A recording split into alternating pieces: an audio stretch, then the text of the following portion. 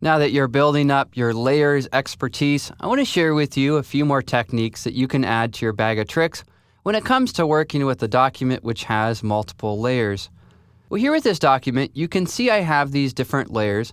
In order to move one of the layers, I can simply click on it in order to target it, and then I can click and drag in order to reposition that element.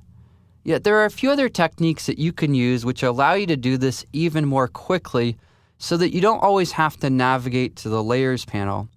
One technique is you can right-click or control-click over your layers. When you do that, it will show you everything underneath where you clicked. In this case, it will show me these items, so I can then make the selection of the correct layer that I want to work with, and then I can go ahead and reposition that.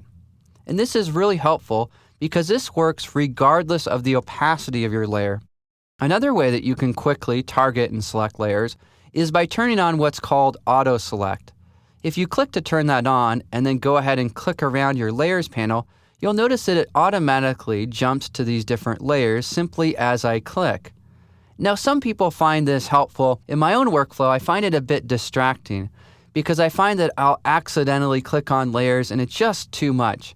So I prefer to have this preference off, but I access this functionality by way of a shortcut.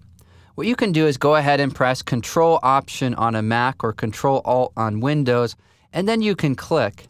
And as you do that, you can see that I can use this auto select functionality, although this isn't turned on. In a sense, I'm, quote, turning it on by pressing this shortcut. And this is really helpful, again, because it allows me to jump to a layer and then to reposition so I can move this around. So again, to reiterate some of these different techniques that we can use to target layers, one of them is to right-click or control-click. Another one is to turn on auto select. And then the last one is to press Control-Option on a Mac or Control-Alt on Windows, and then to simply click in your Layers panel in order to quickly select and target a layer.